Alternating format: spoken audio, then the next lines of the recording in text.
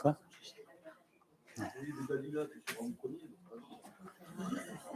On coupe les têtes de ceux qui sont devant.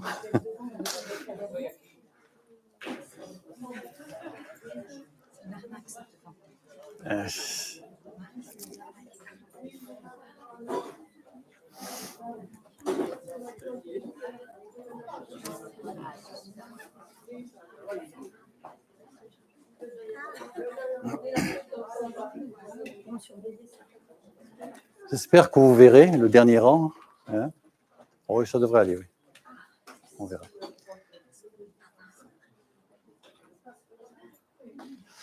Eh bien, bienvenue à tous, à toutes, en cette soirée.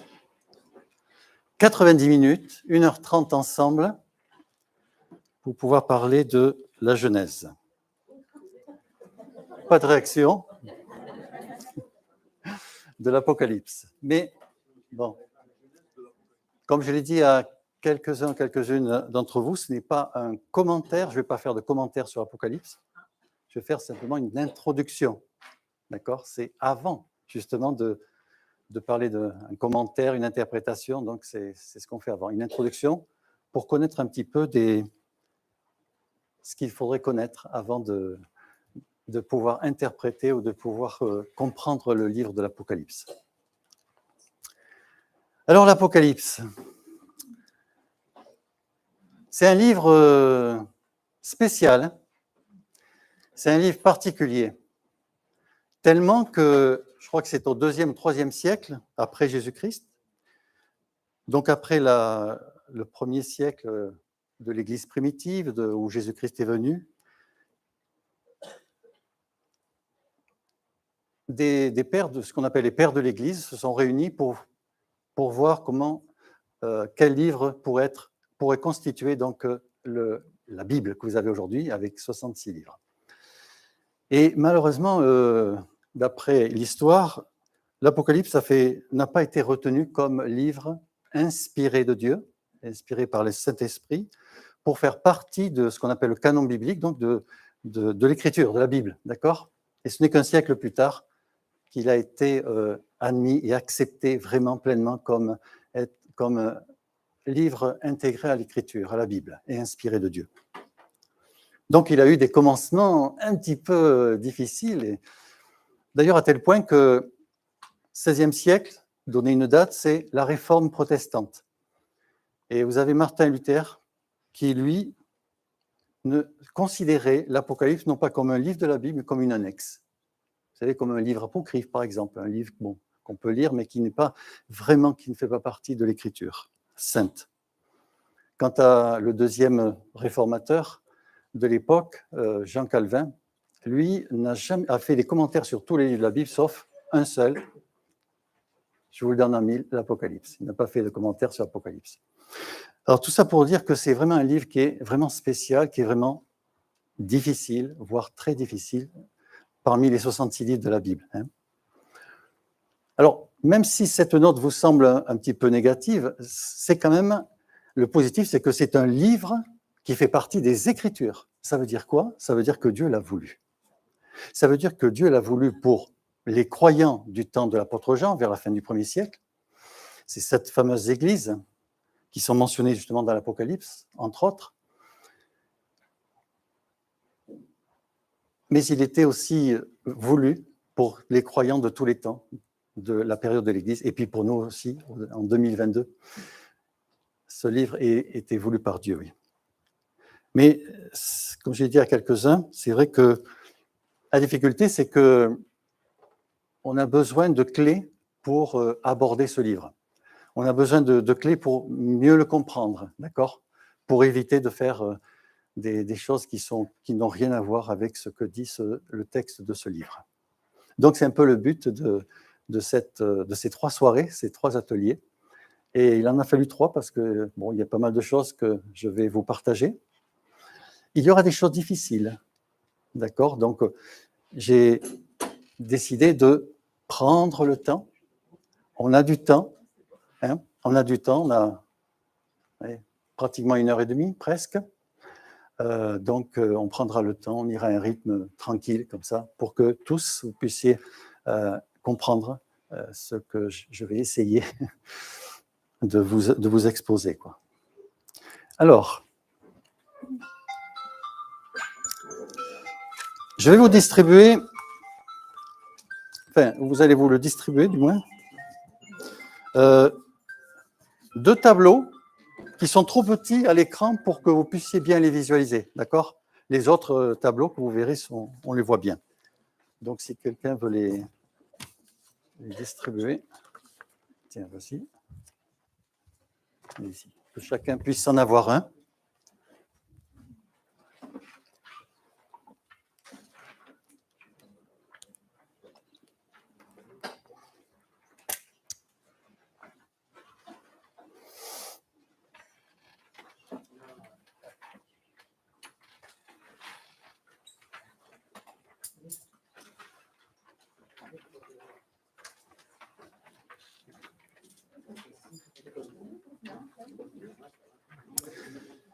Donc, introduction au livre de l'Apocalypse.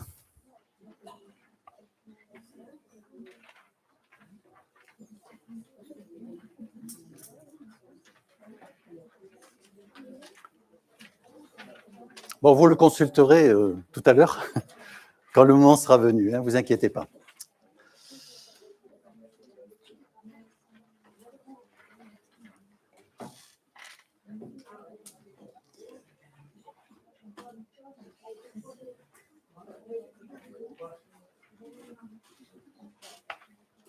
C'est bon? Tout le monde? Presque tout le monde en a un exemplaire?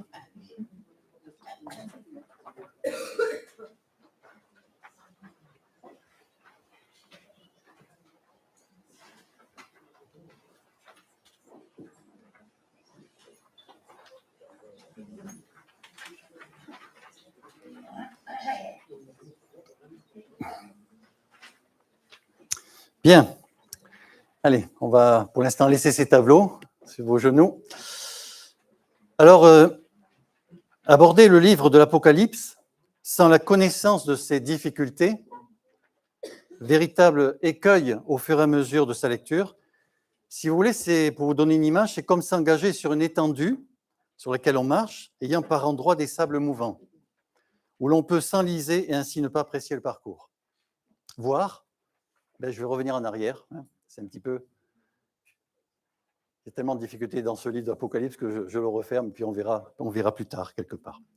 Alors, c'est la raison pour laquelle une meilleure connaissance de ces écueils, de ces difficultés, peut nous permettre d'éviter tout faux pas dans notre lecture de ce livre. D'où l'importance de connaître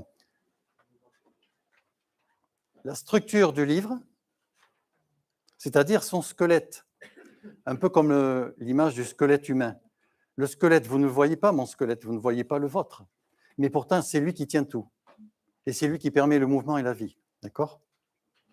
Donc la structure, ça c'est ce qu'on va voir ce soir déjà, et ça sera déjà une bonne avancée. Ensuite, la prochaine fois, donc le 1er mai, dimanche 1er mai, 14h30, on verra 3 choses. Le thème principal, si vous aviez en une phrase, plus ou moins longue, à dire de quoi nous parle ce livre de l'Apocalypse. Voilà, en quelque sorte. C'est ce qu'on essaiera de parvenir. Ensuite, on verra le but principal, pourquoi ce livre et à qui est-il destiné en premier. Et puis, la prochaine fois, une troisième chose, l'interprétation de ce livre, comment l'interpréter. D'accord. Et puis, donc, le 10 mai, donc le troisième atelier, on verra le symbolisme, c'est-à-dire l'étude des symboles de l'Apocalypse. Alors, en avance de face, juste pour vous le dire, j'ai fait un tableau où, au fur et à mesure de ma lecture des 22 chapitres, j'ai écrit chaque fois que je rencontrais un symbole, et j'en ai rencontré 946. Waouh! Et alors, dès le premier chapitre, vous avez 20 versets et vous avez 20 symboles, dont 2 sont doubles, ça fait 18 symboles uniques. C'est pas mal. C'est-à-dire que dès que vous ouvrez le livre de l'Apocalypse, vous tombez sur de la symbolique. Et si vous ne comprenez pas, vous avez du mal à décoder la symbolique, qui souvent est dans l'Ancien Testament, ce sont des symboles, la majorité sont pris dans l'Ancien Testament, eh bien, vous risquez de buter et de fermer ce livre. Voilà, et c'est dommage. Alors, le but de ces 5 chapitres que vous voyez là, c'est de nous aider à connaître les clés qui vont nous ouvrir sa compréhension, nous permettre ainsi d'apprécier la parole de Dieu dans ce qu'il veut nous dire afin de le mettre, c'est son but, comprendre l'Écriture pour la mettre en pratique dans nos vies.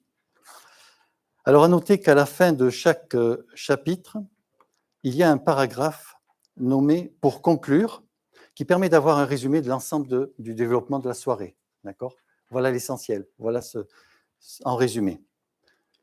Alors, j'en profite pour dire que vous recevrez donc un document, un document complet comme celui-ci. Et mon exposé n'est qu'une partie, l'essentiel de ce document. Mais lui, il est complet, d'accord ? Alors, vous le recevrez pour ceux qui ont Internet et dont Damien connaît l'adresse mail, eh bien, le recevrez par messagerie, enfin par mail. Si quelqu'un veut ce document, d'accord, eh bien, vous transmettrez à Damien l'adresse mail. Et pour ceux qui n'ont pas Internet, il vous faut un document imprimé, d'accord? Donc, vous le direz aussi à Damien. OK? Ça, c'est l'aspect pratique. Alors, avant de continuer, j'aimerais que l'on s'arrête un petit moment sur un premier verset dans ce livre de l'Apocalypse. Parce que pour vous qui êtes là ce soir, c'est quoi l'Apocalypse? On vous dit le mot Apocalypse, c'est quoi? Qu'est-ce qui vient dans votre tête? Oui, alors là, j'ai entendu beaucoup de choses, mais... Révélation. De quoi? D'accord. Le cataclysme? Fin du monde? Toutes ces choses-là, quoi, voilà. C'est catastrophique, quoi. Apocalypse, c'est égal catastrophe. Pas uniquement. Ah. Une synthèse, une conclusion de tout. Il annonce une nouvelle création, un nouveau ciel, une nouvelle terre. Donc, il y a du positif. Il n'y a pas que des catastrophes. Au contraire. Bon, alors, regardez ce premier verset. Apocalypse 1:3, donc, dès le début du livre. Heureux celui ou celle, j'ai rajouté par rapport au texte, qui lit et ceux qui écoutent les paroles de la prophétie, qui gardent ce qui s'y trouve écrit, car le moment est proche. Donc, l'Apocalypse, c'est d'abord un mot, heureux. Il ne commence pas par malheureux, heureux. Mais heureux qui? Celui ou celle qui lit, d'accord? Et aussi ceux qui écoutent les paroles de la prophétie. Alors, juste une petite précision, le mot prophétie dans le Nouveau Testament ne signifie pas uniquement prédiction de l'avenir. Que ça soit clair entre nous, ce n'est pas prédiction de l'avenir, mais c'est avertir. 1 Corinthiens 14, c'est avertir, c'est encourager, c'est consoler, c'est édifier, d'accord? C'est ça le sens premier. D'accord? Et c'est pour ça que les prophètes, notamment dans l'Ancien Testament, ils avaient un message direct avec ceux qui l'écoutaient. Après, dans ce qu'ils disaient, il y avait peut-être quelque chose, un rebondissement pour plus tard. D'accord? Mais avant tout, cette parole prophétique aux croyants du premier siècle, au temps de l'apôtre Jean, bien, ils avaient besoin de quoi? Eux qui étaient notamment persécutés dans l'Empire romain. Ils avaient besoin d'être encouragés, d'être avertis, d'accord? Pas simplement d'avoir des prédictions de l'avenir. Vous comprenez? Bien. Et puis, ces paroles qu'on lit, qu'on écoute, qu'on comprend, il faut aussi les garder. Et dans le sens de l'Écriture, dans le Nouveau Testament, garder, ça veut dire mettre en pratique. Non seulement garder dans son cœur, dans sa mémoire, mais c'est mettre en pratique ce verbe-là. Et tout ça, car le moment est proche. Alors, la proximité de quelque chose dans l'Écriture, pour nous, êtres humains, c'est quoi? Les secondes, minutes, les heures, les jours, les semaines? Et ça, c'est une c'est le chronos, le chronomètre humain, mais pour Dieu. Ça fait combien de temps que le retour de Jésus a été annoncé? Il y a plus de 19 siècles, presque 20 siècles, dès le départ. Écoute les paroles de la prophétie qui sont « car le moment est proche » ou « le temps est proche ». D'accord.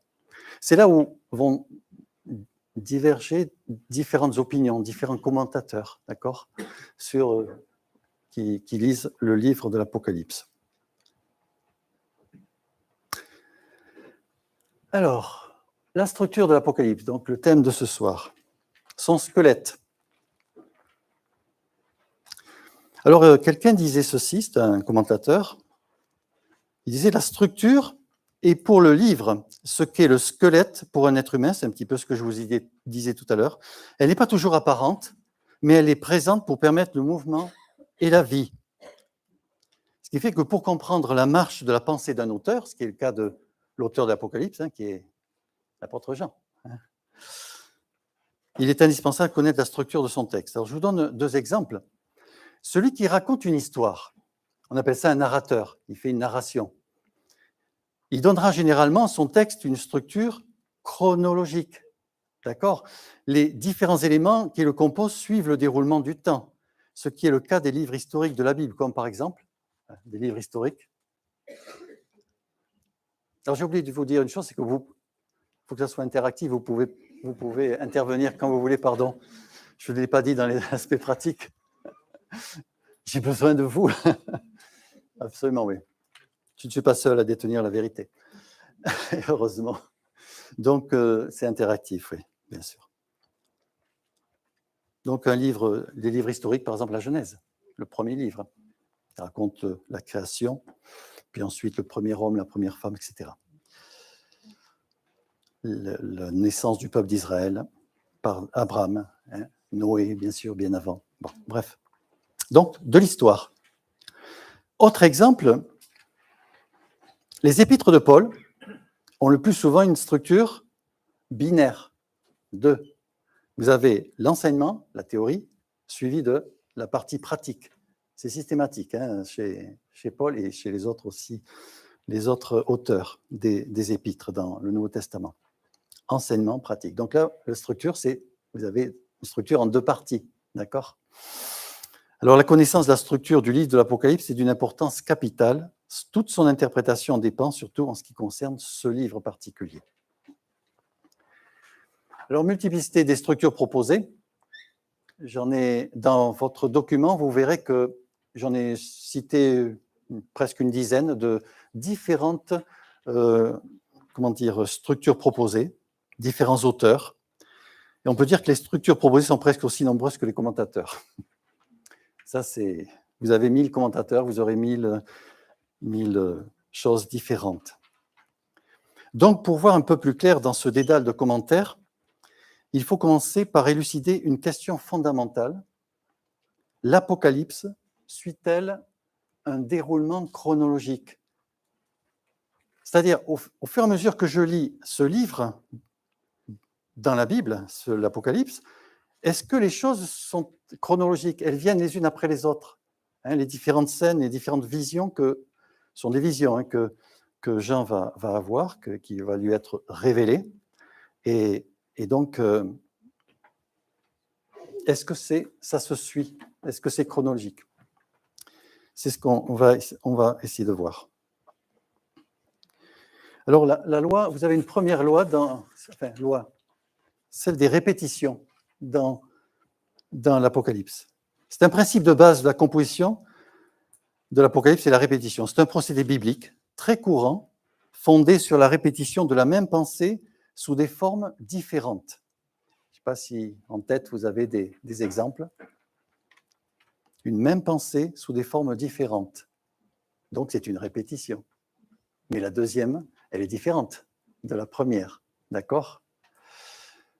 Moi, je pensais par exemple au livre de la Genèse. Bon, c'est un livre historique, c'est vrai, mais les 2 premiers chapitres sont particuliers parce que vous avez le premier chapitre qui vous dit, donc au commencement, Dieu créa les cieux et la terre. Vous avez les 6 premiers jours, plus le 7e, bien sûr, où le Seigneur se reposa après avoir conçu les 6 jours. Et Le deuxième chapitre revient sur la création, mais en précisant des choses sur notamment Adam, puis ensuite Ève. Donc, c'est un retour, quoi.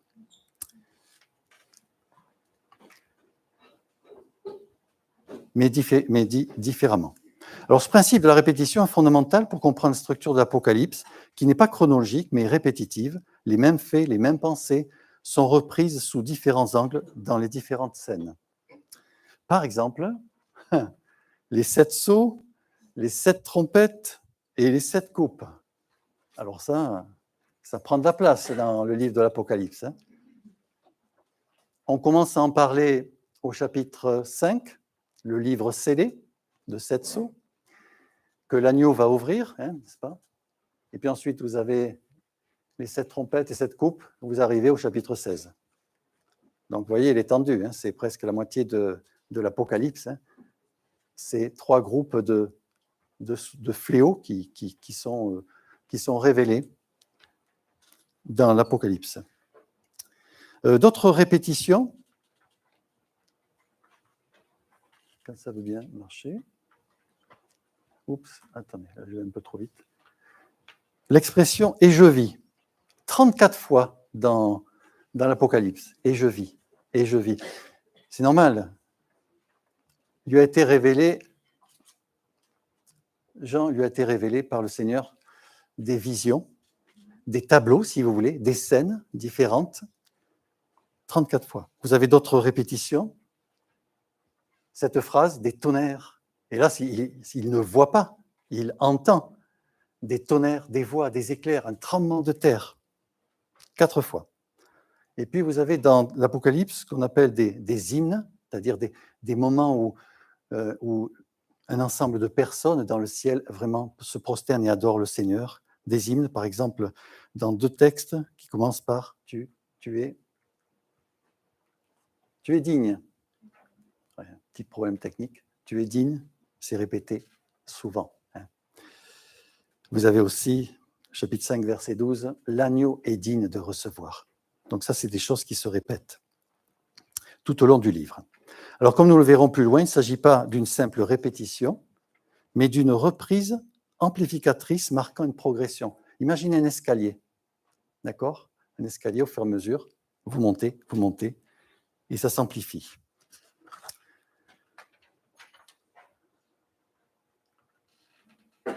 Alors, la structure chronologique. Là, vous avez vu? Un plan résumé de l'Apocalypse. C'est là où j'ai besoin de vous.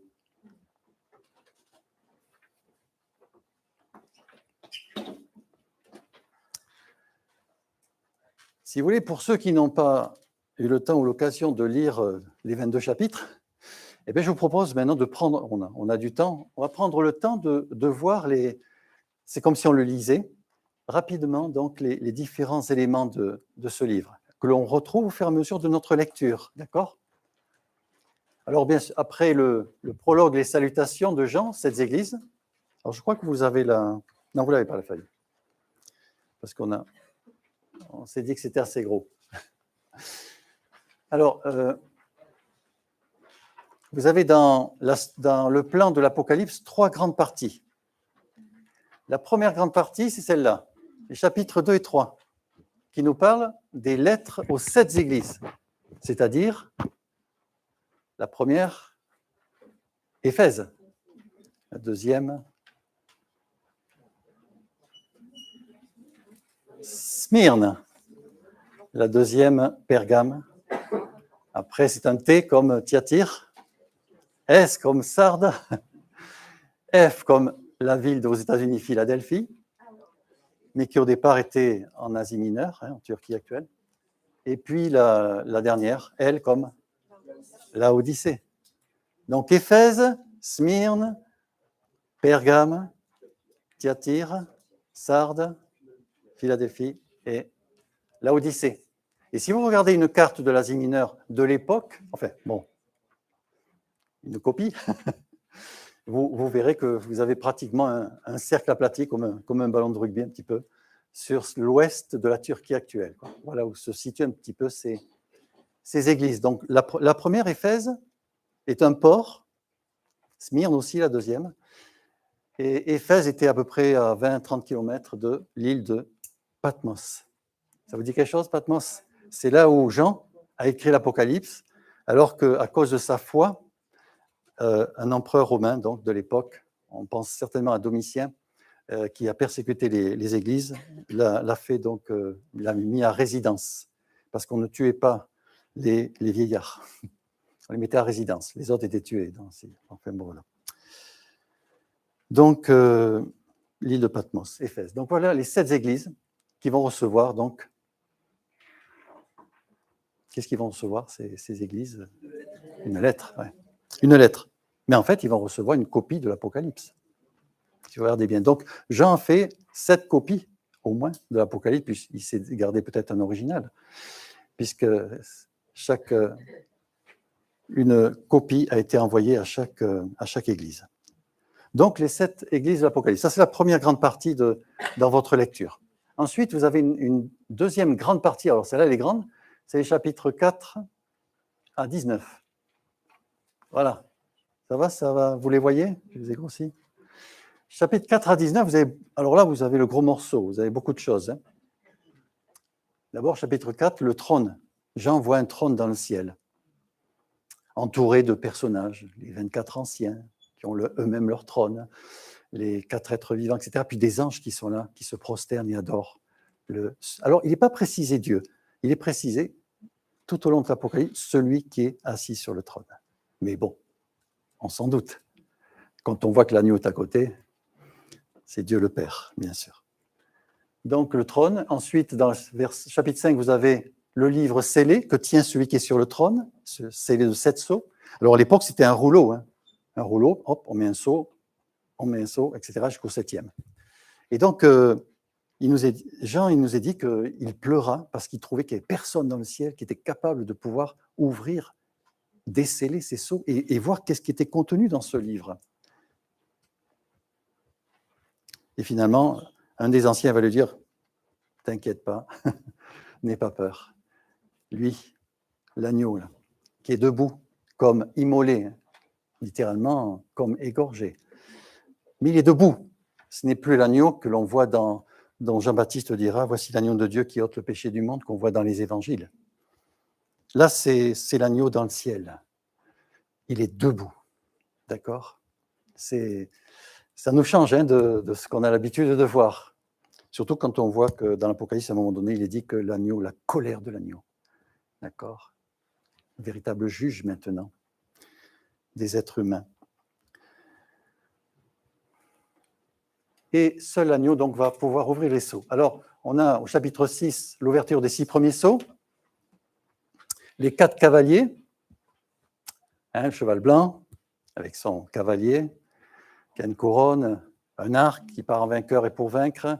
Le deuxième cheval, c'est rouge feu, d'accord, avec son cavalier qui tient une épée. Le troisième cavalier, alors là, il est tout noir, hein, cheval noir, et puis celui son cavalier a une balance, style balance romaine, et voilà, pour mesurer la nourriture qu'on donne, etc. Et puis le quatrième cavalier, eh bien, il est de couleur verdâtre, et celui qui le chevauche s'appelle la mort, et le séjour des morts le suit. Hein, ça représente un peu la mortalité. D'accord ?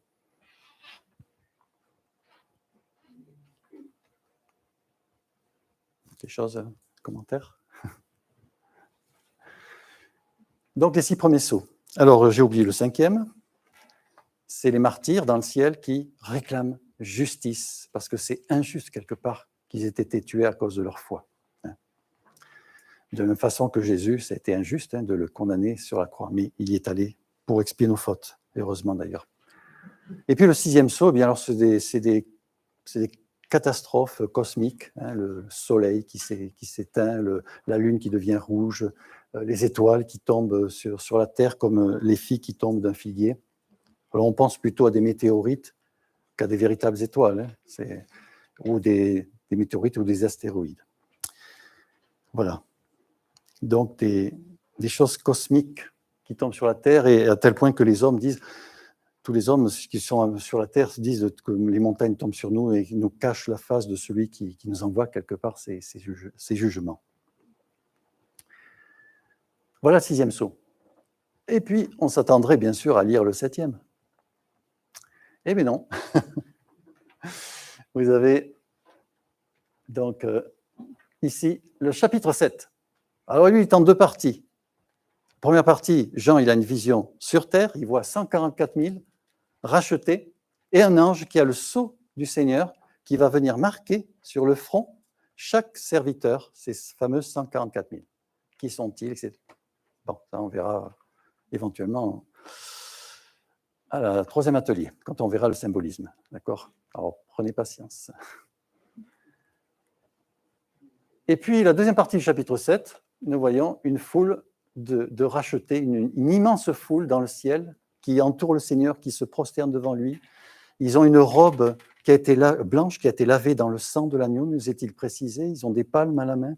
Ils sont là, ils se prosternent et adorent celui qui est sur le trône.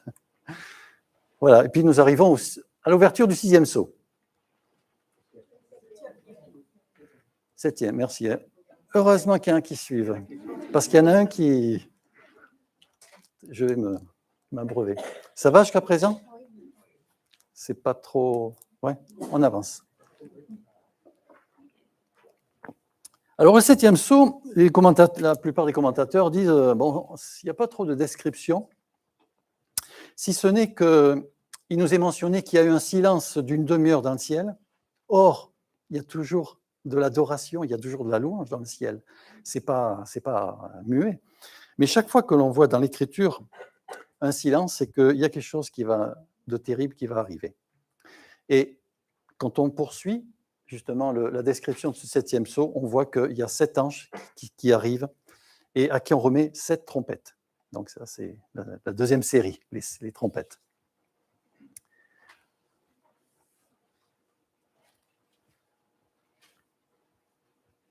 Ah ben, les 6 premières. Alors, c'est un peu comme les sceaux. On a la description de 6 sceaux, puis hop, un arrêt, une coupure dans notre lecture, et 7e sceau vient après. Eh bien, les trompettes, c'est un peu la même chose. Vous avez les 6 premières trompettes, et ensuite, hop, la 7e qui est un petit peu plus loin. Entre, nous avons le chapitre 10, là, le petit, vous l'avez là, le petit livre.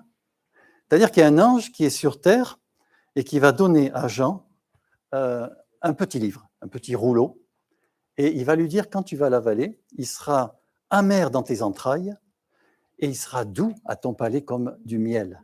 Hein. Et cela petit commentaire, ça justement, j'en profite, cela nous parle bien sûr de l'Évangile. Parce que l'Évangile, pour le croyant, il est doux, mais pour celui qui va supporter des jugements de Dieu parce qu'il rejette l'amour de Dieu, mais ça sera amer. Hein, d'accord ? Donc c'est vrai que le message que le croyant est appelé, et notamment Jean, il doit continuer à prophétiser, nous dit ce chapitre 10, il est à la fois amer pour les uns, mais doux pour les autres. D'accord ? Ensuite, nous avons, dans les 14 premiers versets de ce chapitre 11, 2 témoins. 2 témoins qui sont envoyés par le Christ sur la terre pour prophétiser, c'est-à-dire, en fait, pour donner un message, et notamment le message de « repentez-vous et tournez-vous vers le Seigneur avant qu'il ne soit trop tard ». D'ailleurs, ces 2 témoins vont être tués alors par c'est la première mention de la bête. Il nous est dit qu'une bête, donc la bête, monta de l'abîme, et c'est elle qui va combattre donc ces 2 témoins de Christ et va les tuer. Puis, un petit peu plus tard, il est dit que Dieu va les ressusciter et va les enlever dans le ciel auprès de lui. Voilà. Et puis, nous avons ensuite, bien sûr, la 7e trompette, toujours dans ce chapitre 11, versets 15 à 19. 7e trompette, où il est simplement mentionné, je vais vous le lire.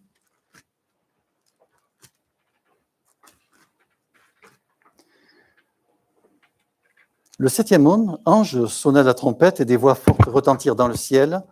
Elles disaient, ces voix, « Le royaume du monde est remis à notre Seigneur et à son Messie, et il régnera au siècle des siècles. » Donc ça veut dire, au niveau étape, période, c'est l'avènement du Seigneur, où il va établir son règne. Et même, ça va plus loin, parce que quelques versets plus loin, il est dit, « Mais ta colère, mon Seigneur, aussi est venue. Voici le moment de juger les morts. » Donc c'est ce qu'on appelle le jugement dernier, que l'on va voir au chapitre 20, dans les détails. C'est le moment de récompenser tes serviteurs, les prophètes, les saints et ceux qui craignent ton nom, petits et grands. Voilà donc la 7e trompette. Alors, on s'attendrait à voir les 7 coupes, le 3e groupe de fléaux qui vont tomber sur la terre. Hein, il y a eu les 7 sceaux, il y a eu les 7 trompettes, et ensuite les 7 coupes. Eh bien non. Vous avez... Hop là, pardon.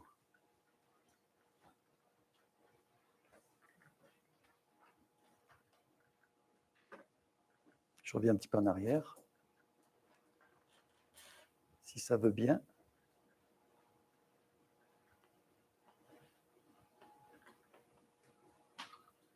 Ah et non, non, ça ne veut pas. Quand ça ne veut pas, ça ne veut pas. Voilà. C'est bon? Ouais. Non, c'est pas bon. D'accord, je suis revenu trop en arrière, c'est pas grave. Hein? Vous voyez bien quand même? Mais il fallait me le dire. Bon, d'accord. Alors, donc, entre la 7e trompette, la série des trompettes, et puis les 7 couples, on voit là, chapitres 15 et 16, vous avez 3 chapitres, le 12, le 13 et le 14. Alors, dans le chapitre 12, vous avez une femme qui ne nous est pas dit qui est-elle, il faut le découvrir. Ça fait partie des symboles à découvrir dans l'Écriture. Mais enfin, il y a quand même des indices, quoi. Un grand signe apparut dans le ciel, nous est-il dit, c'était une femme enveloppée du soleil, la lune sous les pieds, une couronne de 12 étoiles sur la tête. 12 étoiles. Tiens, ça fait penser à 12 tribus? Peut-être. Bon, allez voir. Elle était enceinte, elle criait qu'elle était en travail dans les douleurs de l'accouchement. Et puis, un petit peu plus loin, il dit qu'elle enfanta un enfant mâle, elle mit au monde, qui doit diriger toutes les nations avec un sceptre de fer. Qui est-il? C'est bizarre, sceptre de fer. Il s'agit du Christ, bien sûr. Quelle preuve avez-vous? Oui, on s'en doute, bien sûr. Mais vous verrez quand on verra les symbolismes dans le 3e atelier, que dans l'Écriture, vous avez la Bible explique la Bible, la Bible interprète la Bible, c'est un principe, et vous avez des liens bibliques. Par exemple, cet enfant à qui on va remettre un sceptre de fer pour diriger les nations d'une main ferme, eh bien, on le retrouve un petit peu plus loin, dans le chapitre 19, par le cavalier sur un cheval blanc. Lui aussi, il a un sceptre. Donc, on fait la relation. C'est les mêmes. D'accord? C'est les mêmes. C'est un lien biblique. D'accord? Hein? C'est pas le même cheval blanc que dans le chapitre 6. Ah! Là, on revient un petit peu en arrière, mais bon, je ne sais pas si on rentre dans le commentaire ou dans l'interprétation encore, mais oui, c'est vrai. Mais le cavalier du chapitre 6, là, le premier sceau, il a un arc. Jésus, il a une épée. Alors, on interprète en disant que c'est la séduction. Bon, enfin, je ne voudrais pas trop anticiper parce que, voilà, mais ça sera intéressant plus tard de le voir justement, dans le symbolisme. Alors, donc chapitre 12, la femme, on a vu l'enfant et le grand dragon. Alors là, c'est clair parce qu'au verset 9, c'est décrypté. Il fut jeté dehors le grand dragon, le serpent ancien appelé le diable et Satan. Donc là, vous savez qui c'est. Ce symbolisme de grand dragon, il est décrit, quoi. D'accord? C'est Satan, d'accord? Le grand dragon, qui est mentionné au chapitre 12, ici. D'accord? On voit dans ce chapitre 12 aussi qu'il va y avoir une bataille dans le ciel. Le grand dragon qui va emmener avec lui un tiers, disons, oui, disons que, enfin, on verra dans le symbolisme du chiffre entier, du nombre entier, c'est en fait une quantité importante, mais pas la totalité. D'accord ? Et donc, oui, il y a des anges déchus, des anges mauvais qui vont donc suivre Satan. Et il va se battre contre l'archange Michael, avec ses anges. Et c'est Michael qui va avoir le dessus, hein, heureusement. Et c'est ainsi que Satan va être expulsé du ciel et va se retrouver précipité sur terre. Voilà donc le chapitre 12 rapidement. Ensuite, vous avez le chapitre 13, la bête qui monte de la mer et celle qui monte de la terre. Alors, ce qui est intéressant, c'est que vous avez, les commentateurs s'accordent à dire que vous avez le grand dragon, donc le Satan, vous avez la bête qui monte de la mer, celle qui monte de la terre, vous avez une trinité, la trinité diabolique, satanique. C'est-à-dire, Satan, c'est l'esprit qui ose vouloir le trône de Dieu le Père. La bête qui monte de la mer, eh bien, c'est l'incarnation de Satan sur terre, certainement un homme, hein, je suppose, puisqu'il va être jeté dans les temps de feu, donc, c'est-à-dire l'enfer. Donc, ce n'est pas un système, je pense, c'est un homme. Et c'est un homme à qui Satan va donner tout son pouvoir et son autorité, d'accord ? Il va lui transmettre son autorité. Quant à la bête qui monte de la terre, bien, elle, c'est l'associée de la première bête. Hein, c'est l'associée. C'est cette bête-là, d'ailleurs, qui va l'aider à ce que tous les habitants de la terre puissent adorer, se prosterner devant la première bête. D'accord ? Véritable dictateur, mais qui a besoin d'une aide. C'est cette deuxième bête aussi qui va mettre un sceau, le sceau du nom de la bête, sur le front et sur la main droite de tous ceux qui vont adorer, se prosterner devant la première bête, d'accord ? À l'opposé de quelques-uns, par rapport à la majorité, qui auront la marque de Dieu sur... Enfin, c'est une marque, c'est un symbole, hein, bien sûr, c'est le Saint-Esprit, hein, en l'occurrence. Bien sûr, c'est là la marque du croyant, en lui, le sceau de Dieu. On arrive au chapitre 14, l'agneau, c'est 144 000 sur le mont Sion, 144 000 nous est précisé racheté, qui est sur le mont Sion. La suite du chapitre 14, nous voyons la moisson et les vendanges par 3 anges, des habitants de la terre. Et ensuite, nous avons les 7 coupes du jugement, chapitres 15 et 16. Alors, donc, dans le chapitre 15, elles sont mentionnées, ainsi que les 7 anges, et elles sont décrites dans tout le chapitre 16, les 7 coupes du jugement.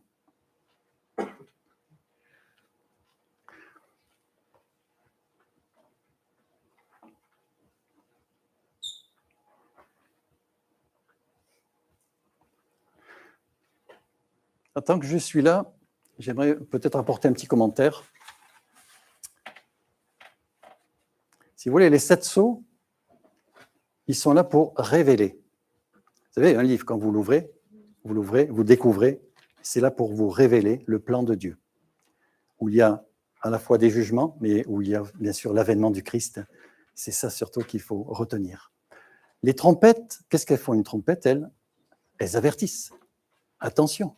C'est pour ça que alors on n'est pas rentré dans les détails, mais les 6 trompettes, à chaque fois il est dit 1/3 de la végétation est détruite, 1/3 des hommes périt, 1/3 des eaux est empoisonné et les hommes ne peuvent pas la boire, 1/3 du soleil, de la lune, des étoiles s'obscurcissent, vous voyez ?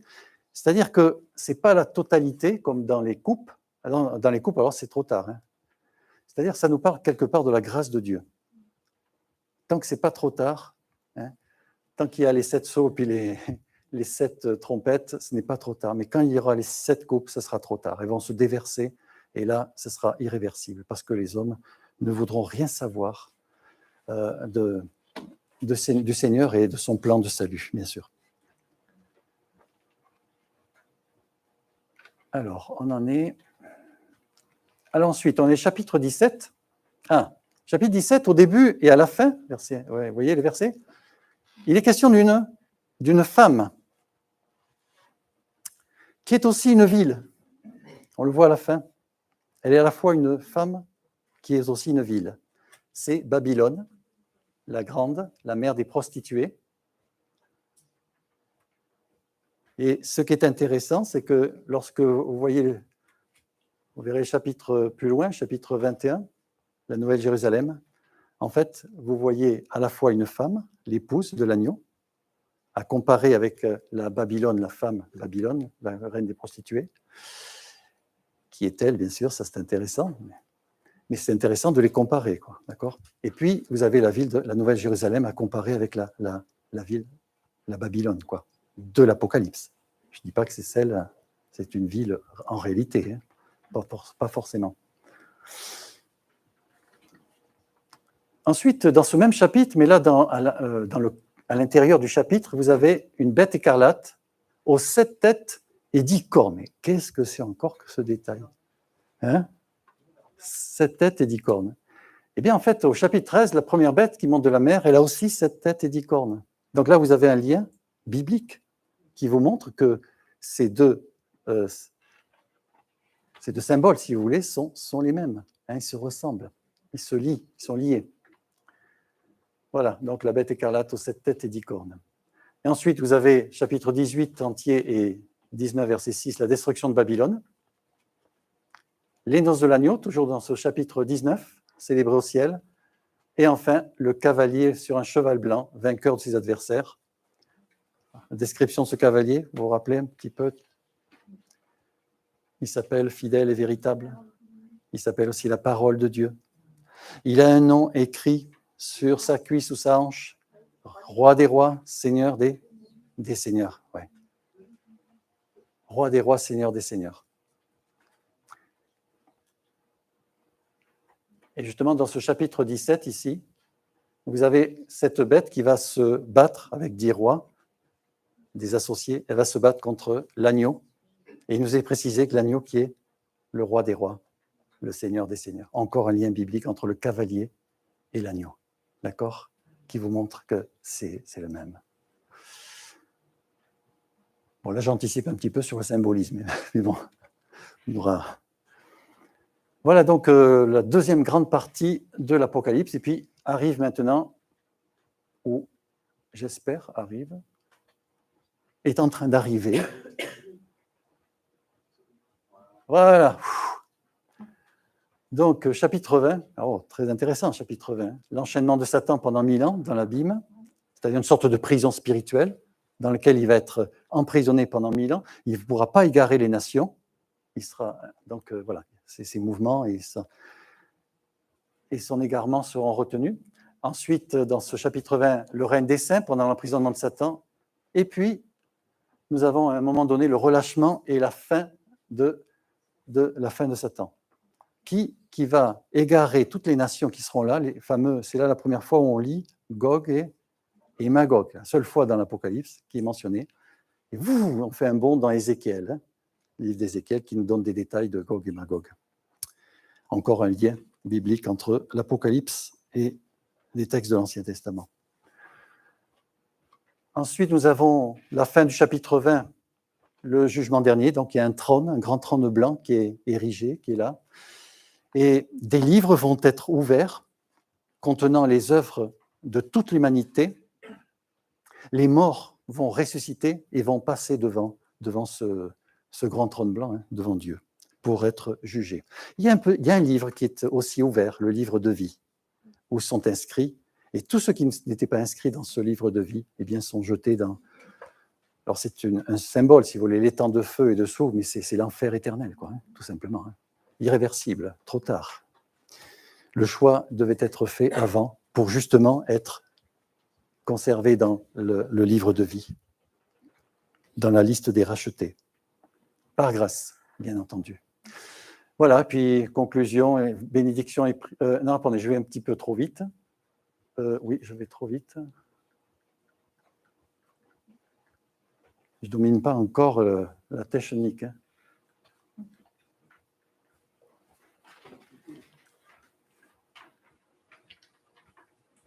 Voilà.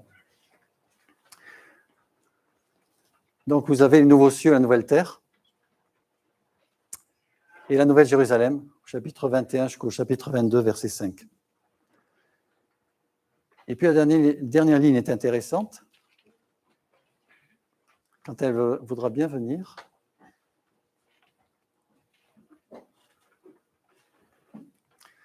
conclusion, bénédiction, prière, viens Seigneur Jésus. Et vous connaissez le grec là maintenant, ce mot, Maranatha. Eh bien, vous avez dit du grec, ça y est, vous parlez le grec. Maranatha, viens Seigneur Jésus, hein, juste à la fin. D'accord. Donc, quelque part en résumé,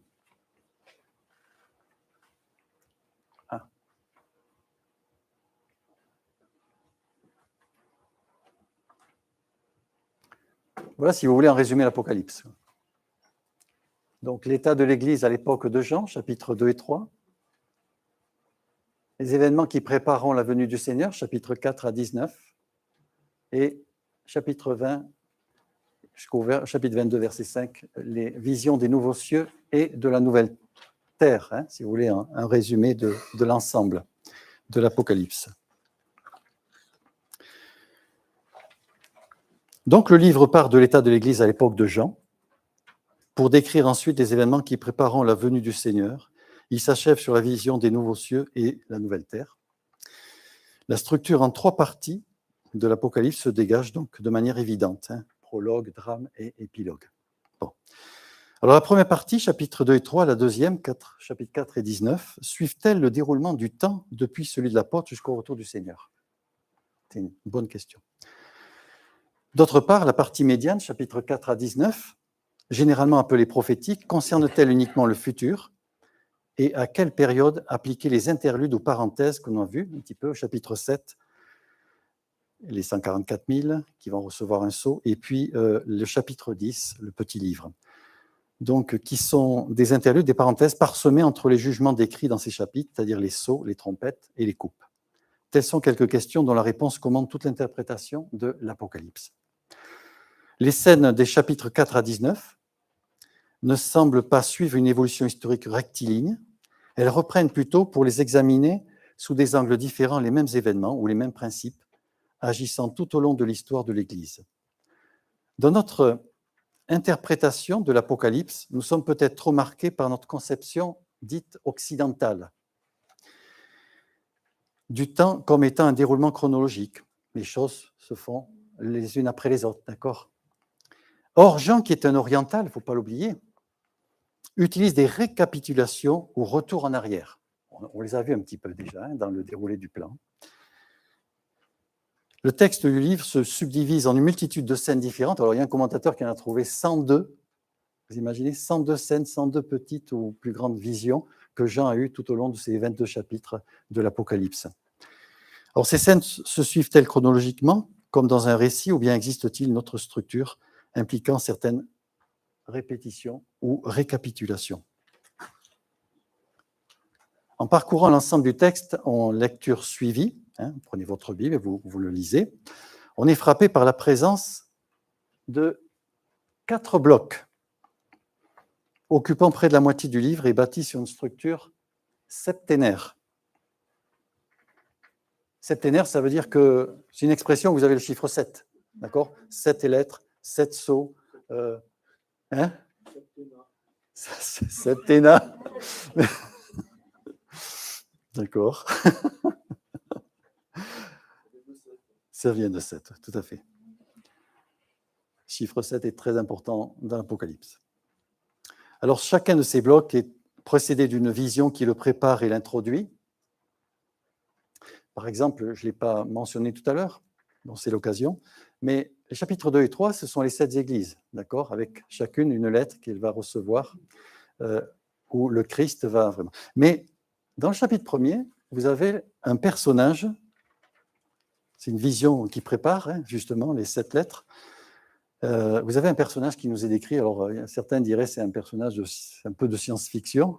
Il a l'apparence d'un fils de l'homme, nous est précisé, donc une apparence humaine. Mais alors, il a une épée qui sort de sa bouche, aiguë et tranchante, etc., etc. Enfin, il y a une description qui est assez spéciale, quoi. Mais c'est pourtant un symbole du Christ tel qu'il est actuellement. Dans le ciel.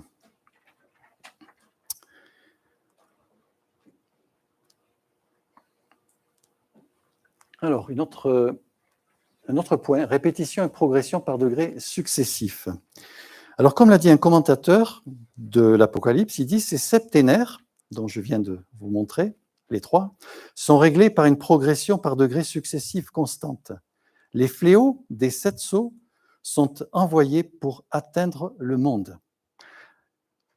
Les fléaux, ceux des 7 trompettes, pardon, les fléaux des 7 trompettes impactent le tiers du monde, je vous l'ai précisé tout à l'heure.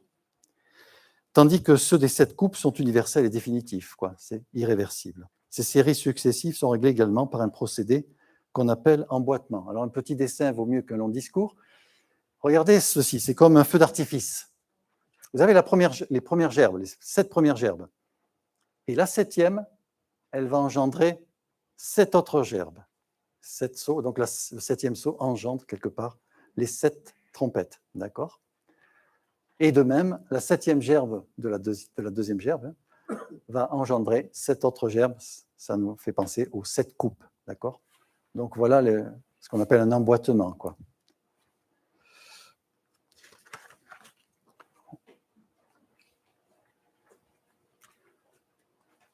Enfin, c'est ce qui ressort quand on lit l'Apocalypse, quoi. Que le 7e sceau engendre vraiment les 7 trompettes et la 7e trompette engendre les 7 coupes. Bon, ça peut nous dépasser, mais bon, c'est des faits, quoi. C'est un petit peu.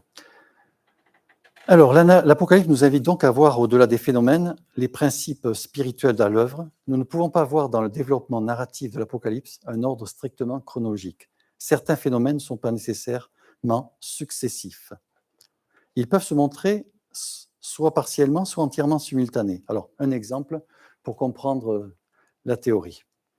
Les 4 cavaliers du chapitre 6, donc les 4 premiers fléaux, peuvent apparaître soit successivement, donc l'un après l'autre, c'est-à-dire la séduction, symbole du cheval blanc et son cavalier, puis la guerre, puis la famine, et enfin la mortalité, comme Jésus les avait cités dans Matthieu 24.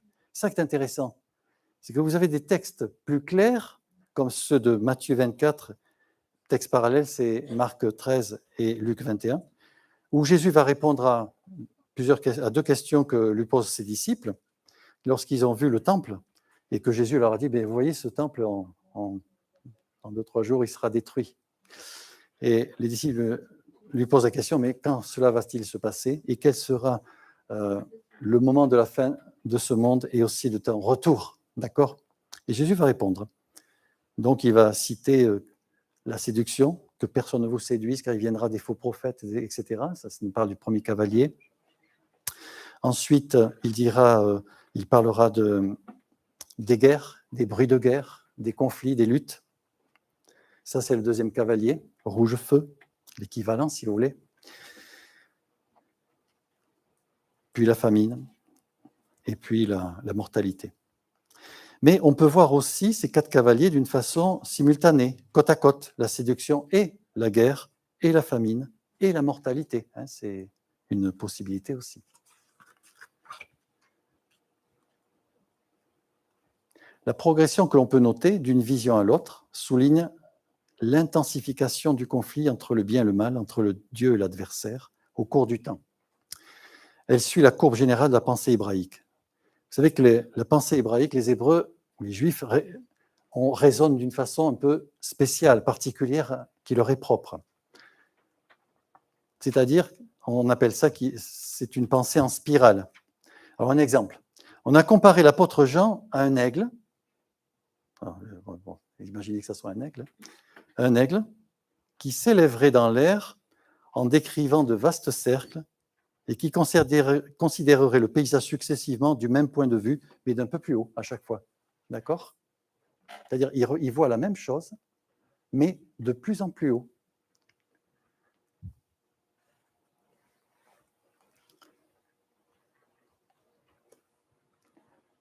Alors maintenant, exemple de principe de récapitulation au retour en arrière, que nous trouvons dans justement cette structure de l'Apocalypse. Alors, on va voir 2 tableaux. Est-ce que vous le voyez bien?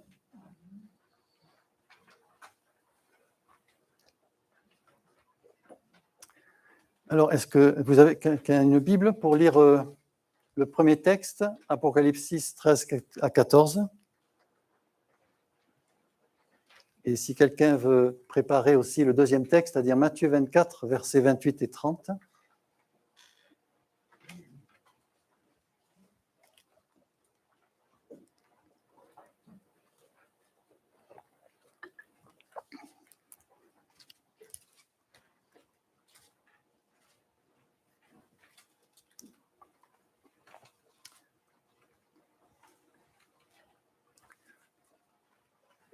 Bon, sinon, je vais le lire. Hein, pas de... Donc, dans ce 6e sceau, il est dit, le soleil devint noir comme un sac de crin, la lune entière devint comme du sang, les étoiles du ciel tombèrent sur la terre, le ciel se retira comme un parchemin qu'on enroule et toutes les montagnes et toutes les îles furent enlevées de leur place. Et lorsqu'on lit Matthieu 24, donc de la bouche même de Jésus, aussitôt après ces jours de détresse, le soleil s'obscurcira, la lune donnera plus sa lumière, les étoiles tomberont du ciel, les puissances célestes seront ébranlées, alors le signe du Fils de l'homme apparaîtra dans le ciel. Donc on s'aperçoit que le soleil, la lune, les étoiles sont éteints à l'ouverture du 6e sceau. Quelque part, le dernier jour est venu, ce qu'on appelle la fin du monde. On n'attend plus que l'avènement du Christ. Or, quand on lit le chapitre suivant, le chapitre 7, c'est là où on voit les 144 000 qui reçoivent un sceau sur leur front. D'accord ?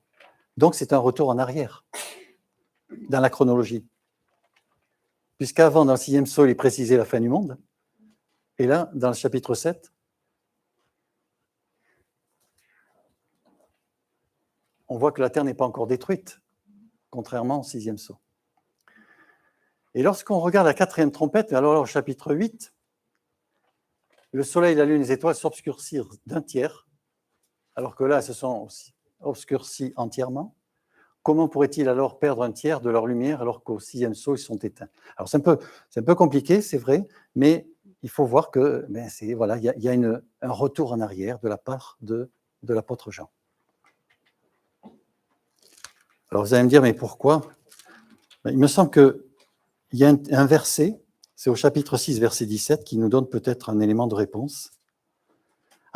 Justement, après ce 6e sceau, il est dit, en effet, le grand jour de sa colère, la colère de Dieu, est venu, et qui peut résister ou subsister? Et dans le fond, on a la réponse au chapitre 7. C'est-à-dire, c'est un symbole, bien sûr, c'est 144 000 qui vont avoir le sceau de Dieu sur leur front pour être gardés et protégés. Et puis, dans ce chapitre 7, il y a une foule immense aussi de rachetés qui est dans le ciel. Donc, quelque part, est-ce que Jean a voulu justement faire une récapitulation, un retour en arrière, pour montrer qu'avant que l'inéluctable n'arrive, donc le 7e sceau et puis les autres, eh bien, Dieu donne une chance. C'est la grâce de Dieu. Il me semble que c'est ce qui ressort le plus. Alors après, on a un autre tableau qui suit d'ailleurs, c'est lignes 4 et 5. Là, c'est entre la 7e trompette et les coupes. Dans la 7e trompette, je vous l'ai lu tout à l'heure, on voit que le Seigneur est là, il règne, siècle des siècles, et il va même juger les morts. Et puis viennent les coupes, c'est-à-dire comme les jugements qui reviennent alors que ça a déjà été jugé, puisque le Seigneur y règne. Vous comprenez? Donc c'est un retour en arrière aussi.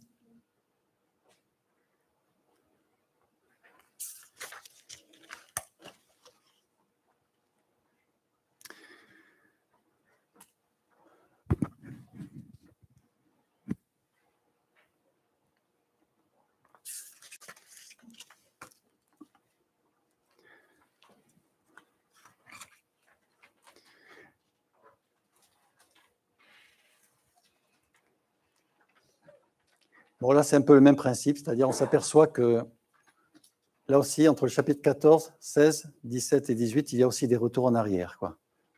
Puisque Babylone est tombée, chapitre 14, et puis hop, Dieu se souvient de la grande Babylone pour lui donner à boire du vin. Donc c'est un retour en arrière par rapport à une même situation. D'accord? Et là, étant donné que le jugement est tombé sur Babylone, là, il dit que là, on voit qu'elle est bien vivante de nouveau. Donc, vous voyez, il y a des retours en arrière. Bon. Alors, l'interlude, alors je crois que vous l'avez en imprimé. Voilà, les interludes. Bon, ça va reprendre un petit peu ce qu'on a vu jusqu'à présent. C'est-à-dire que, chapitre 6, vous avez les 6 premiers sauts. Et puis ici, chapitre 7, c'est un interlude, une parenthèse, une coupure dans votre lecture chronologique de l'Apocalypse. D'accord? Vous continuez, vous avez les 6 trompettes. Et là aussi, avant la 7e trompette, vous avez un interlude, chapitre 10 et 11. On les a vus tout à l'heure.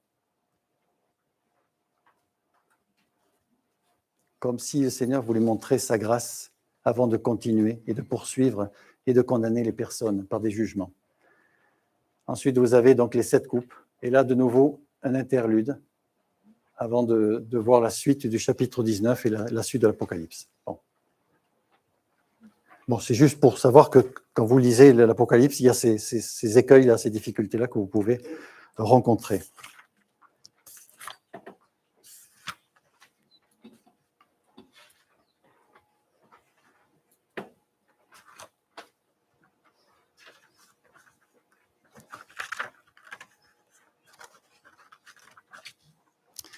On va essayer d'avancer.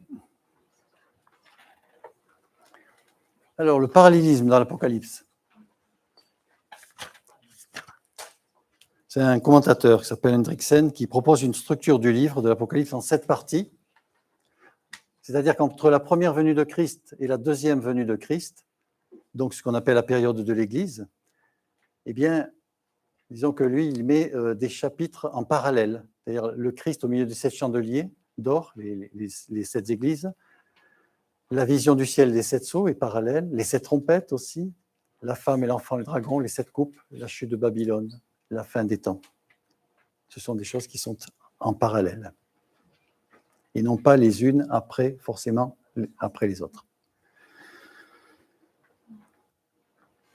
Un autre écran, alors c'est intéressant parce que chapitre 15 et 16, vous avez la vision des coupes de la colère divine et qui se termine par, vers la fin du chapitre 16, l'évocation d'un combat. C'est là que vous avez la première fois le mot Armageddon, qui est, vous le trouvez que là. Rassemblés pour livrer le combat, donc un combat. Chapitre 17 et 19, vision suivante qui s'achève par une scène de combat. C'est le cavalier, cheval blanc. D'accord? Rassemblés pour faire la guerre à celui qui montait le cheval et son armée. Et puis chapitre 20 à 22, dernière vision où l'on trouve la même expression pour les rassembler pour le combat. C'est-à-dire ainsi, tous trois décrivent les événements qui mènent au même grand combat d'Éternel. Elles sont parallèles. Il semblerait que ce soit le même combat qui est décrit, mais d'une façon différente.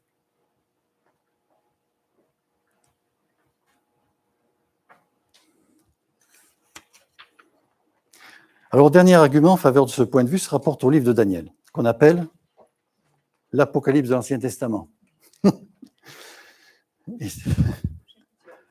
Non. Alors, on y retrouve le même genre de structure. Les diverses images du songe de Nebuchadnezzar, la grande stature, chapitre 2, correspondent parfaitement aux 4 animaux qui sortent de la mer de la vision de Daniel, chapitre 7. La même période est donc couverte à 2 reprises, mais sous des éclairages différents. On a un tableau pour mieux comprendre. Alors, vous avez dans Daniel 2, Nebuchadnezzar, l'empereur de Babylone, auprès duquel le prophète Daniel travaille, et il va être donc appelé par le roi qui va avoir une vision dans une nuit, une vision d'une grande statue, la tête qui est en or, la poitrine en argent, les reins en bronze, les jambes de fer, etc. Et même Daniel va lui dire, tu vois, la tête en or, c'est toi. Hein, c'est-à-dire, ça représente l'empire de Babylone. Et puis, dans Daniel 7, 5 chapitres plus loin, Daniel va avoir une vision, le lion aux ailes d'aigle, tout à fait c'est tout à fait le symbole de l'empire de Babylone, des Babyloniens. L'ours, symbole des Mèdes et des Perses. Le léopard aux 4 ailes, 4 têtes, l'empire grec d'Alexandre, ses 4 généraux. Et le 4e bête monstrueuse, c'est l'empire romain. Donc vous avez un parallélisme entre cette statue et puis les 4 bêtes qui sortent de la mer. C'est impressionnant, quoi. Qui nous parle bien sûr de ce qui pour Daniel allait arriver. C'est-à-dire, lui, il connaissait l'empire de Babylone. Mais il ne connaissait pas encore les Mèdes et les Perses. Enfin, il va les connaître, bien sûr, durant son ministère. Par contre, il ne connaîtra pas l'empire grec ni l'empire romain. Alors de plus, ce parallélisme de l'Apocalypse a été étudié par un commentateur qui voit dans le livre Daniel la clé d'interprétation de l'Apocalypse, d'après lui. Et il dit, puisque toutes ces visions de Daniel reflètent un parallélisme synchronique fondamental, ce commentateur conclut qu'il y a de fortes chances pour que Jean ait donné la même structure à son livre. Alors, différentes structures proposées.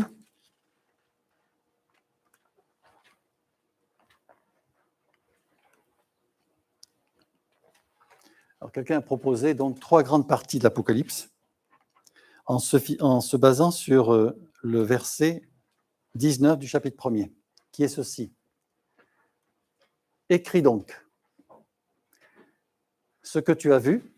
Donc ça, c'est la première partie, la vision du Christ glorifié. Ce qui est, les choses présentes concernant les 7 églises, chapitres 2 et 3, et ce qui va arriver ensuite, la partie prophétique du livre, chapitres 4 à 22.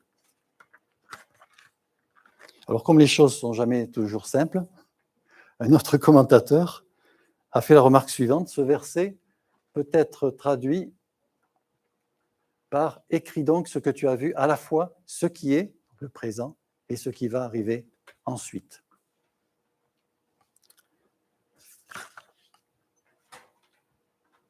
Donc, 2 parties.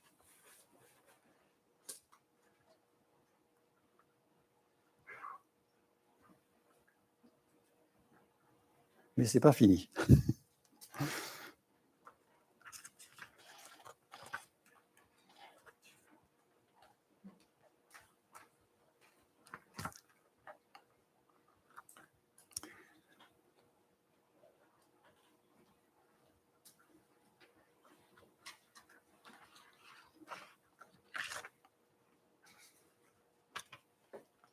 Bon, ouais, c'est bon, introduction.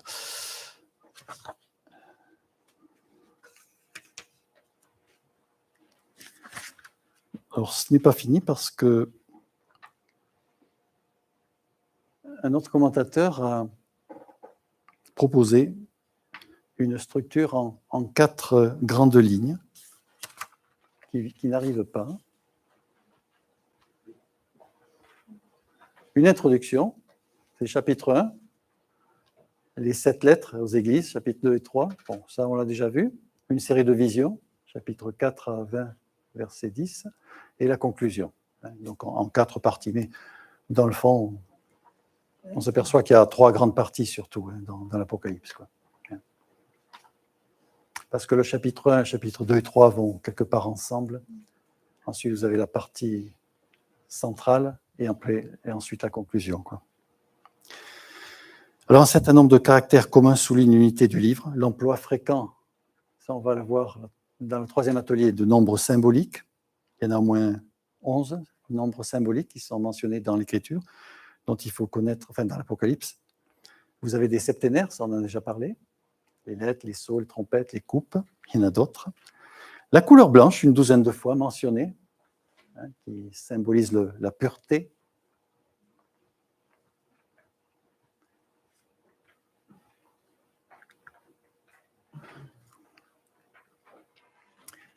Des parallélismes, des figures, des images, des répétitions, et puis aussi des anticipations.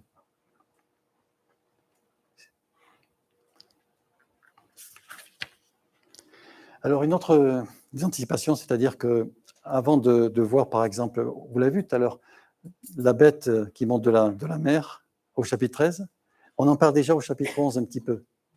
Au chapitre 11, brièvement, pas grand-chose. C'est ça, des anticipations. Alors, une autre particularité que nous constatons au fur et à mesure de la lecture dans l'Apocalypse, c'est l'alternance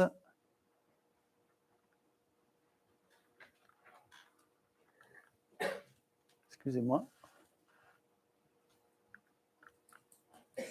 Voilà, l'alternance entre des visions que Jean reçoit entre le ciel et la terre. Vous voyez bien le tableau ? Donc, vous voyez, par exemple, les 7 églises, chapitre 2 et 3, c'est sur terre. Le trône et l'agneau, c'est chapitre 4 et 5, c'est dans le ciel. C'est une vision que Jean a dans le ciel. Après, vous avez les 6 premiers sceaux, les 144 000, c'est chapitre 6, c'est la première partie du chapitre 7, puis la foule innombrable dans le ciel. Puis, bon, enfin voilà, vous avez une alternance au fur et à mesure de votre lecture entre le ciel, entre la terre, entre le ciel et la terre, ça monte, ça descend. Voilà, voilà la réalité du texte, quoi. L'alternance.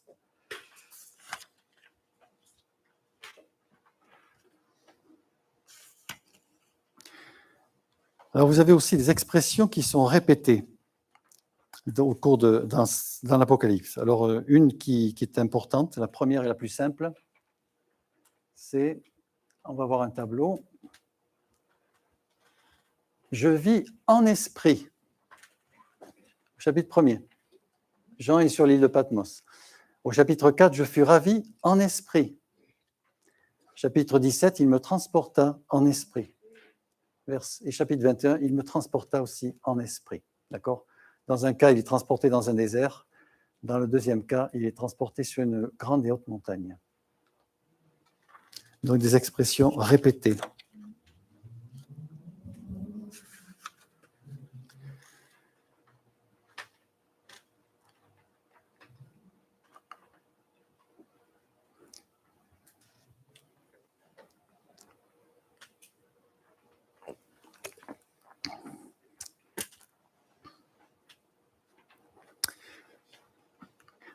Tout à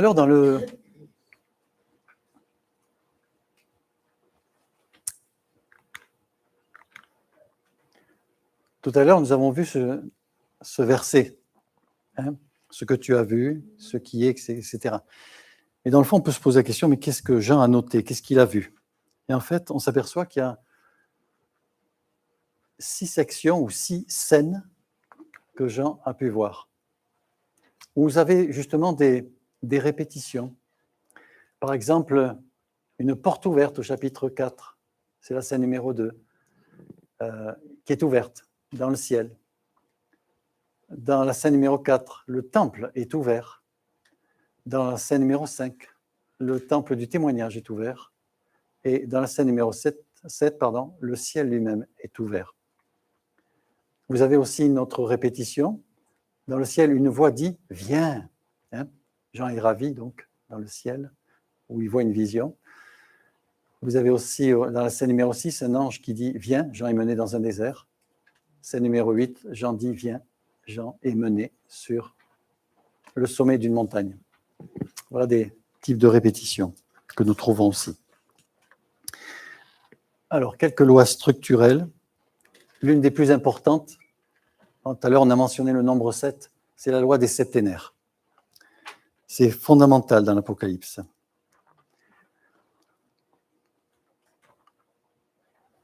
Le thème fondamental de l'Apocalypse, c'est l'avènement, donc la venue en puissance et en gloire du Christ à la fin du monde pour transfigurer ce monde en royaume de Dieu. La médiation du Christ est développée selon l'idée d'une grande semaine divine. Celle-ci, en tant que semaine de la seconde création, c'est le cas dans l'Apocalypse, la création du monde spirituel éternel, forme à la fois un contraste et un parallèle à la semaine divine de la première création dans Genèse. La caractéristique de l'Apocalypse est par conséquent le nombre 7, que l'on verra donc en détail dans l'atelier numéro 3. Alors la présence de septénaires a amené un certain nombre d'auteurs à se demander si l'Apocalypse ne serait pas entièrement construite en référence au chiffre 7. Regardez ce tableau. Vous avez, premier septénaire, les lettres aux 7 églises, les 7 sceaux, les 7 trompettes, les 7 signes dans le ciel, 7 coupes de la colère, les 7 voix célestes, les 7 visions de la fin, au fur et à mesure de la lecture de l'Apocalypse. Et ces septénaires, les choses aussi intéressantes, c'est qu'ils peuvent se décomposer en 4 plus 3. Là, vous voyez, par exemple, pour les 7 sceaux, vous avez le fondement, les 4 premiers sceaux. Ensuite, vous avez le 5e sceau, une forme spéciale de crise, les martyrs qui demandent justice.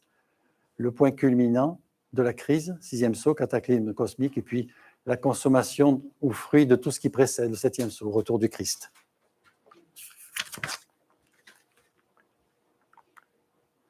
Autre loi structurelle, rapidement, bon, il y en a pas mal, mais je veux dire là, j'en ai retenu que 3, exactement 2.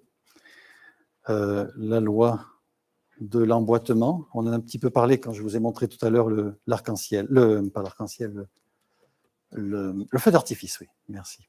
Le feu d'artifice. Je vous ai parlé d'anticipation tout à l'heure. Anticipation, la bête qui monte de l'abîme est annoncée, ça je l'ai mentionné, en chapitre 11, verset 7, et on la voit réellement décrite en chapitre 13. La chute de Babylone, racontée au chapitre 17 à 19, est annoncée dans chapitre 14, verset 8. On a aussi les 7 coupes, développées au chapitre 15 et 16 et présagées déjà par une allusion dans 14, 10, donc c'est une anticipation.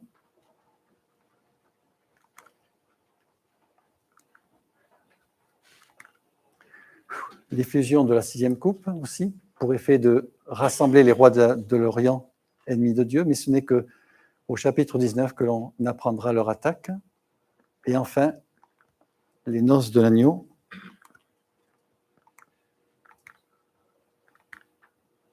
qui font le sujet des chapitres 21-22, sont annoncés dans le Cantique céleste de chapitre 19, verset 9. Alors la loi du rythme ternaire, bon, je vous la signale, mais vous la verrez dans votre document. Celle qui est intéressante, c'est la loi des septénaires. Alors, ce n'est pas les mêmes que tout à l'heure, qui sont vraiment flagrants, hein, les 7 coupes, les 7 sceaux, etc. Là, c'est des septénaires beaucoup plus discrets et espacés parce qu'ils sont dans toute la longueur de l'Apocalypse. Par exemple, le mot Christ ou Jésus, vous l'avez 7 fois, hein, avec les références ici. Le mot venir, l'expression venir promptement. Le mot heureux, les fameuses béatitudes, les 7 béatitudes que contient l'Apocalypse. Donc, vous avez là les références. C'est un septénaire aussi. Le mot guerre, 7 fois. La ruine de Babylone, 7 fois. Voilà. Alors, en résumé, on y arrive. Cet ensemble de procédés constitue comme l'architecture savante du livre. Tout cela est voulu par notre Seigneur, bien entendu, et c'est Jean qui en a été le rédacteur. Au fond, il ne s'agit pas des détails, mais de la vue d'ensemble, de la certitude finale que Dieu parviendra au but de ses plans pour l'Église et qu'il les conduit avec sûreté et à travers tous les développements des temps qui précéderont ce but. Il ne s'agit pas de prendre chaque détail, chaque petit fragment de cette immense fresque sous la loupe, mais de se pénétrer du message d'ensemble, de saisir les grandes idées maîtresses qui parcourent tout le livre, les traits fondamentaux du plan de Dieu dans son accomplissement comme il nous est dévoilé ici. C'est pour ça que la prochaine fois, on pourra voir justement quelle est cette idée, ces idées maîtresses, ces buts, ces thèmes qui sont dans l'Apocalypse. Alors pour conclure,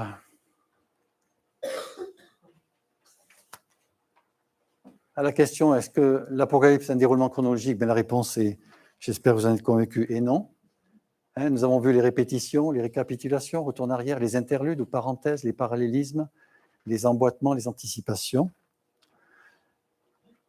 Nous avons vu aussi l'alternance des visions entre le ciel et la terre, les expressions répétées, les lois structurelles, quelques-unes.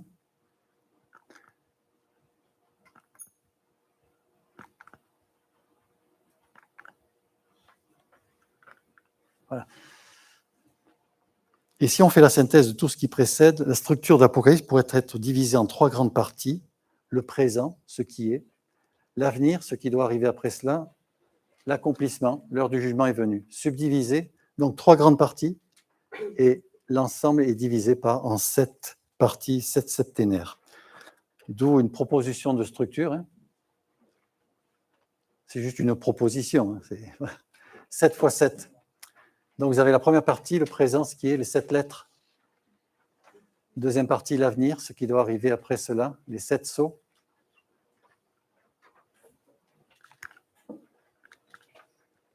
Les 7 trompettes, les 7 signes au ciel et sur la terre.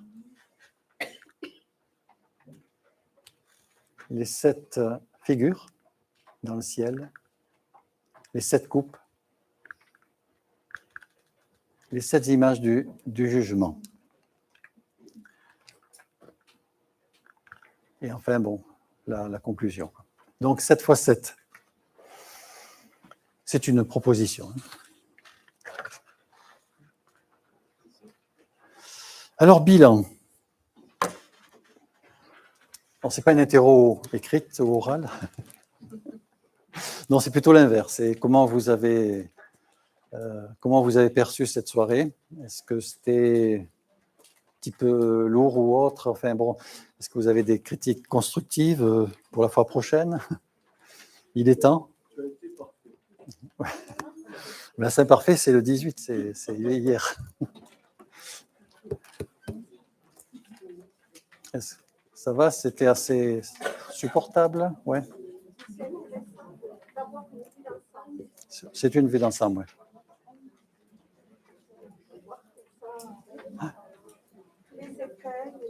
Les écueils, oui, les difficultés, ouais. Bon, maintenant, vous êtes avertis, donc un homme, une femme avertie, en vaut 2, il paraît. Qu'est-ce que je voulais dire d'autre? Donc, la prochaine fois, bien, ce sera le thème principal, le but principal. Pourquoi ce livre? Et l'interprétation de ce livre. Comment l'interpréter? D'accord? Voilà, c'est fini. Et tout mon cœur, bien sûr. Vous rappelez peut-être quelques...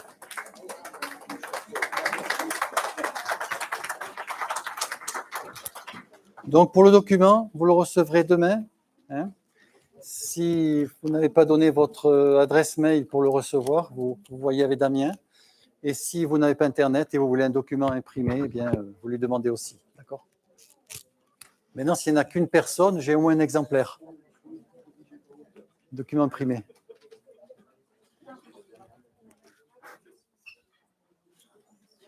Tiens. Ouais. Qui c'est? Qui le veut? D'accord, ok. D'accord. Bon, mais vous inquiétez pas, vous demandez à Damien pour avoir une sortie imprimante. Ouais.